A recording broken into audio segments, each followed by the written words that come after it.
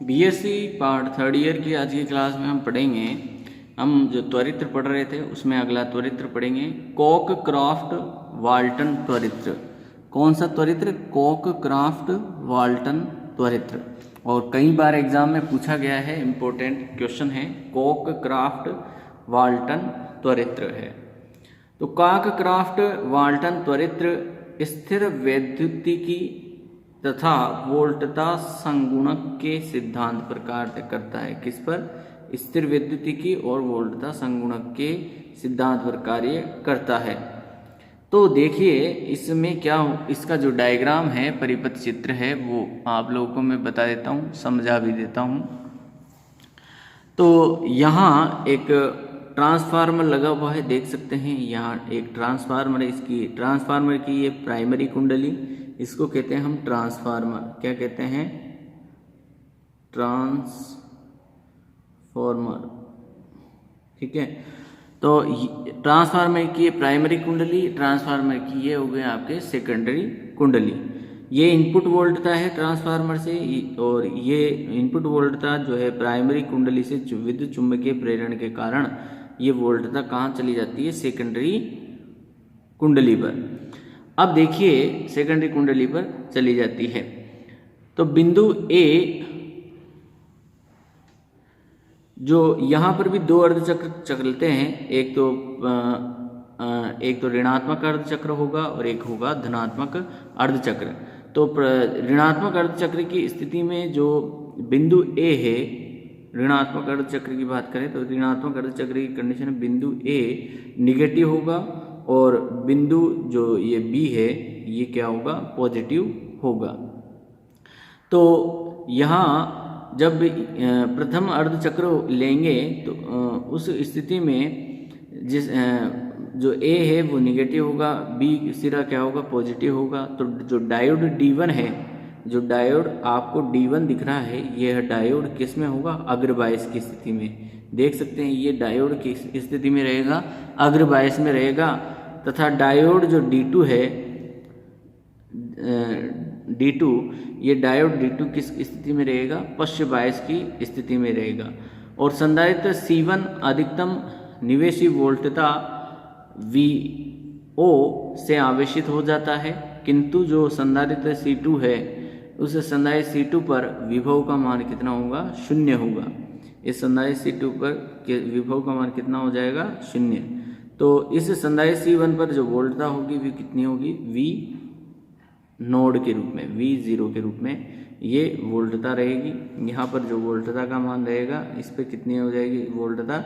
V0, V node के रूप में कह सकते हैं।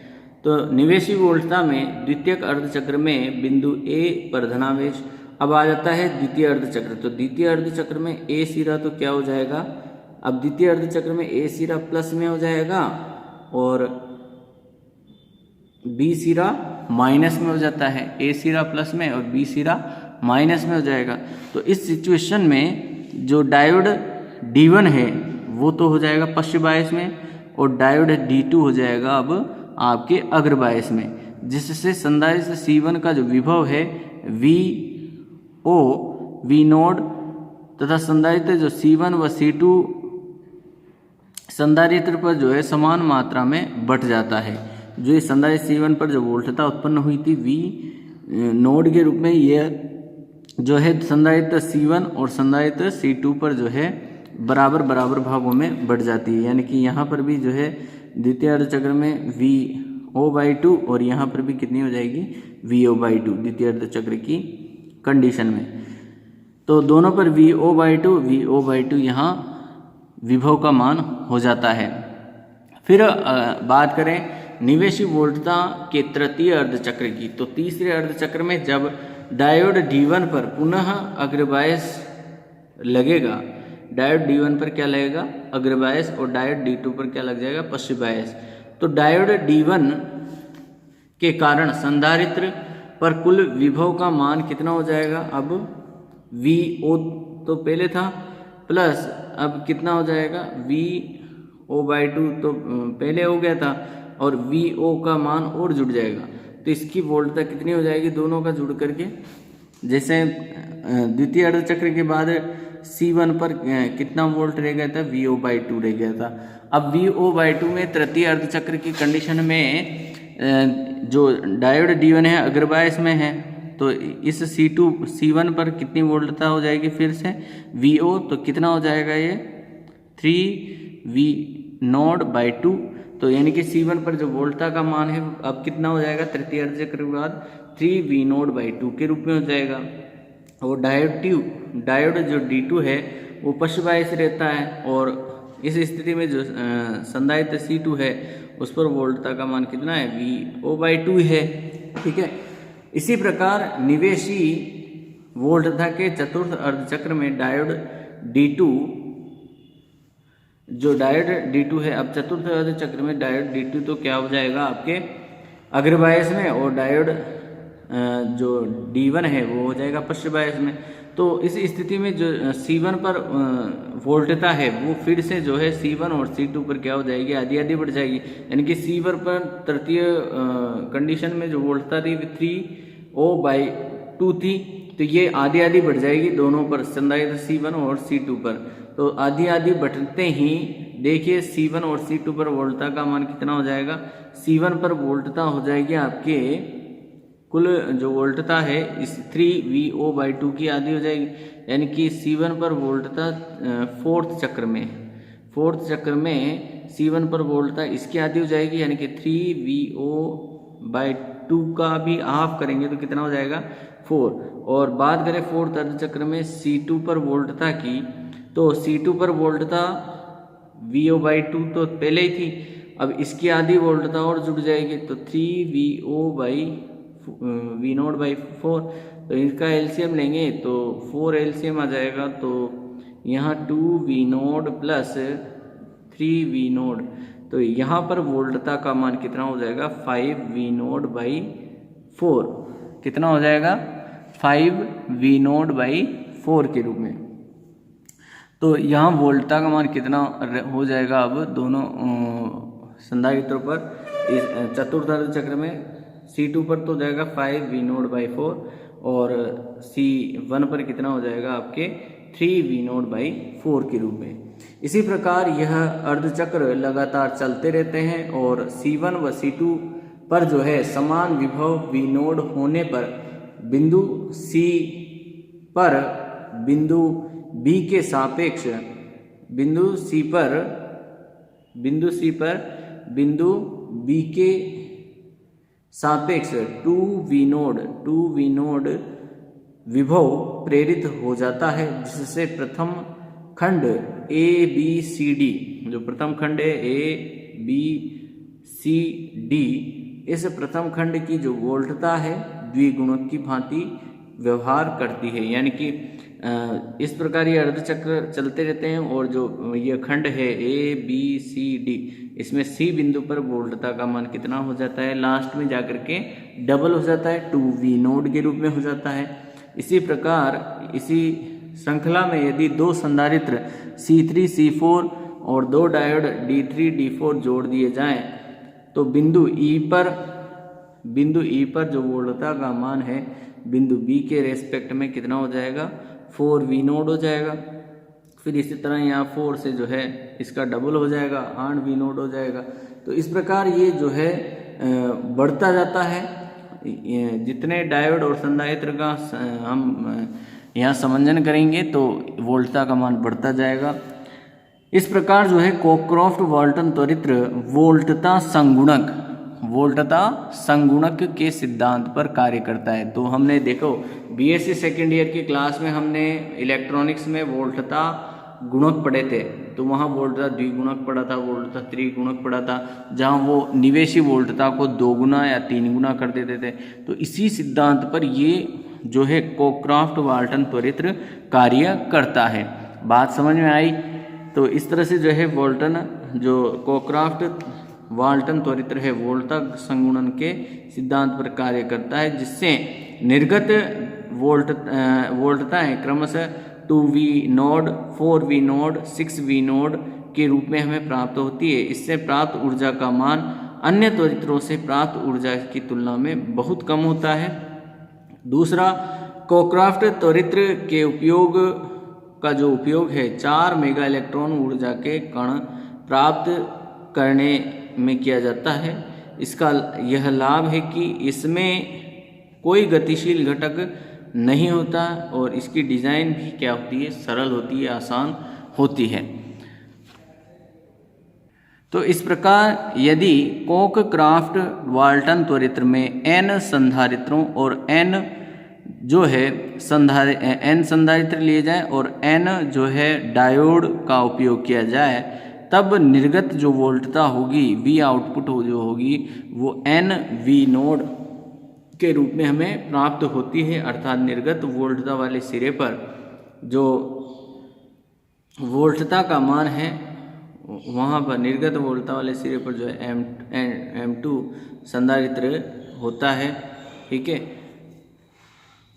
उपरोक्त त्वरित्र की सहायता से जो है धनायनों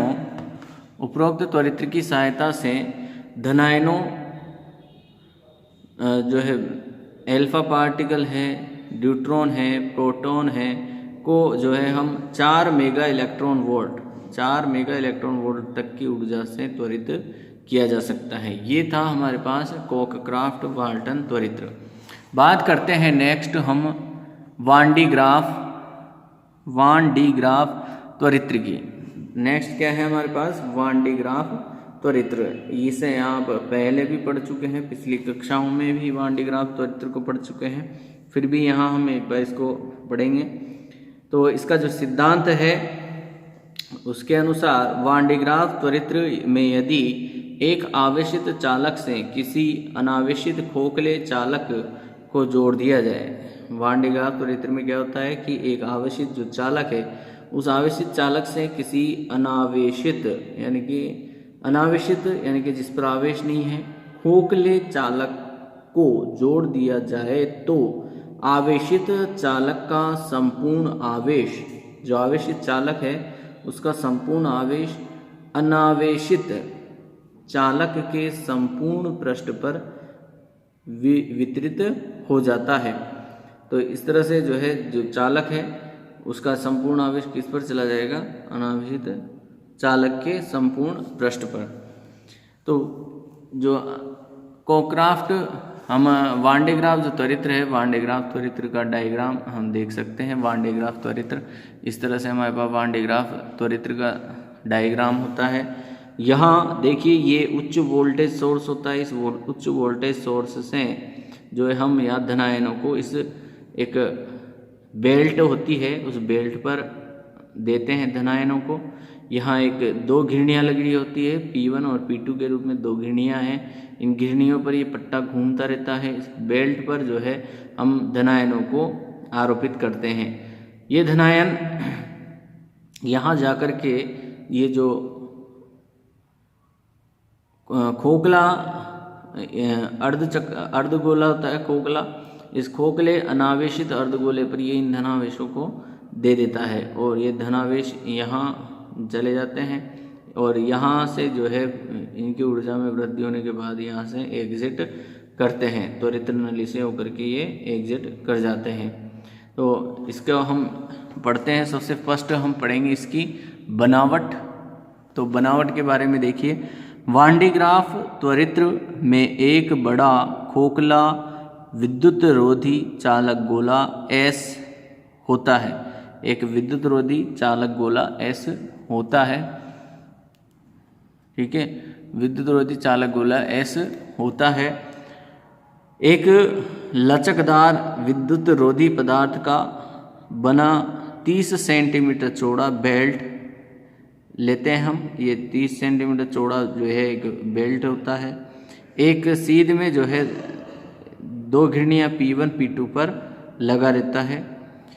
नीचे की घिरनी एक विद्युत मोटर से जुड़ी रहती है। जो एक घिरनी है विद्युत मोटर से जोड़ देते हैं ताकि वो घूमती रहे, तो पट्टा भी उस पर घूमता रहे। इसलिए जो बेल्ट को उच्च चाल से घुमाती है, ऊपर की घिरनी खोखले चालक गोले के अंदर स्थित होती है। ये जो ऊपर की घिरनी है खोखले चालक गोले में स्थित होती है ताकि जितने भी धनायन जाए वो धनायन इस खोखले चालक गोले पर पहुंच जाए, वितरित हो जाए। इस प्रकार से जो है घिरनी P2 लगी रहती है।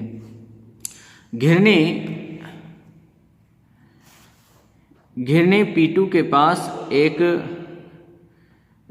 घिरनी जो P2 है उसके पास जो है धात्विक तारों से बना P1, ये जो घिरनी P1 है इसके बारे में बता रहे हैं। घिरनी जो P1 है इसके पास में एक जो कंघा होता है, कंघे की तरह कई सारे दांत निकले हुए एक कंघा आकृति का एक फुहार बिंदु होता है C1। इसे यहाँ फुहार बिंदु लगा रहता है, इसे फुहार बिंदु C1 के रूप में व्यक्त किया गया है। कॉम्ब भी कह सकते हैं हम, आयन जो है आवेश का कॉम्ब कह सकते हैं। तो ये कॉम्ब क्या करता है, धन आयनों को यहाँ से इस पर फुहार करता है। अब इसकी हम स्टडी करते हैं कार्यप्रणाली।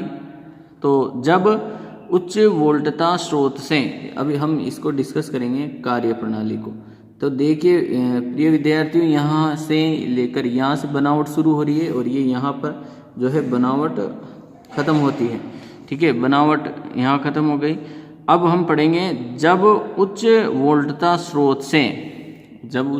स्रोत से फुहार बिंदु C1 द्वारा एकत्रित धनायनों को घिरनी P1 से जुड़ी हुई बेल्ट पर आरोपित करते हैं तो समस्त धनायन बेल्ट पर वितरित हो जाता है। तो यहाँ से जब हम धनायन देते हैं तो जितना भी धनायन है वो बेल्ट पर आ जाता है। P1 व P2 घिरनियों की सहायता से बेल्ट को ऊपर की ओर गति कराते हैं। जो घिरनियाँ हैं, घिरनियों की सहायता से जो है बेल्ट गति करता है, जिससे समस्त धनायन ऊपर की ओर पहुंच जाता है। तो समस्त धनायन यहाँ से जाकर के ऊपर चला जाता है, जहाँ फुहार बिंदु C2 द्वारा समस्त धनायनों को एकत्रित कर लिया।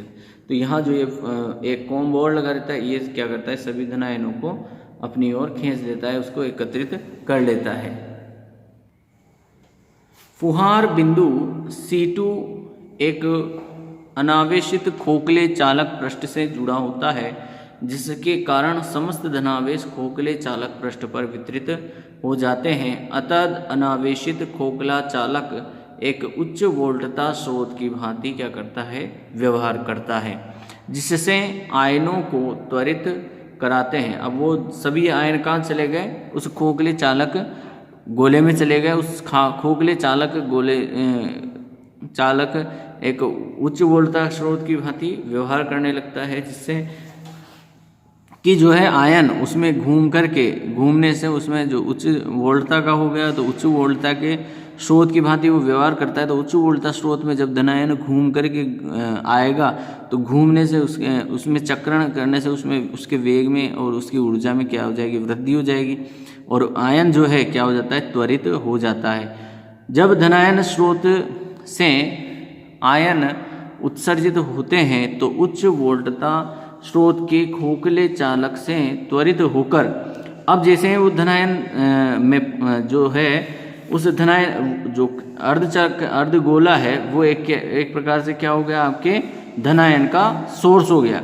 अब वो उस सोर्स में जब धनायन घूम करके चक्कर करके बाहर निकलेगा तो उस आयन की ऊर्जा में क्या हो जाती है, वृद्धि हो जाती है, और धनायन सोर्स से आयन उत्सर्जित होते हैं तो उच्च वोल्टता स्रोत के खोखले चालक से त्वरित होकर त्वरक नली की सहायता से वो क्या करते हैं, बाहर निकल जाते हैं। और जो उच्च वोल्टता के धनायन निकल रहे हैं, इन धनायनों को निर्धारित जो लक्ष्य है उस निर्धारित लक्ष्य की ओर क्या कर दिया जाता है, उन्हें आरोपित कर दिया जाता है। तो इस प्रकार वान डी ग्राफ जो जनित्र है, वान डी ग्राफ त्वरित्र की सहायता से जो है धनायनों को, यानी कि धनायनों में हम जो है प्रोटॉन है, अल्फा पार्टिकल है, ड्यूट्रॉन है, इनको लेते हैं। तो इनको जो है लगभग 10 मेगा इलेक्ट्रॉन वोल्ट, कितने mega electron volt, 10 mega electron volt तक क्या किया जा सकता है, इनको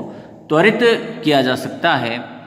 तो इस प्रकार हमने जो है वान डे ग्राफ त्वरित्र को पढ़ा, स्टडी किया, साथ में कोक्राफ्ट त्वरित्र को पढ़ा। तो इनकी सहायता से केवल और केवल धनायनों को ही क्या किया जाता है, त्वरित किया जाता है। और इसमें जो त्वरित हो रहे हैं धनायन, इनकी ऊर्जा में ज़्यादा वृद्धि नहीं होती है, कम ही वृद्धि होती है। जैसे हम बात करें कोक्राफ्ट वाल्टन त्वरित्र की, तो कोक्राफ्ट वाल्टन त्वरित्र में लगभग 4 मेगा इलेक्ट्रॉन वोल्ट तक जो है ऊर्जा में वृद्धि होती है। इसके अलावा यदि हम बात करें वान डे ग्राफ की, तो वान डे ग्राफ में कितनी 10 मेगा इलेक्ट्रॉन वोल्ट तक जो है ऊर्जा में वृद्धि होती है। आज की क्लास में इतना ही। नेक्स्ट क्लास में हम आगे के त्वरित्रों को स्टडी करेंगे, और यदि आप लोगों को कोई समस्या आती है तो टाइम लेकर के या मैसेज करके आप पूछ सकते हैं। Thank you.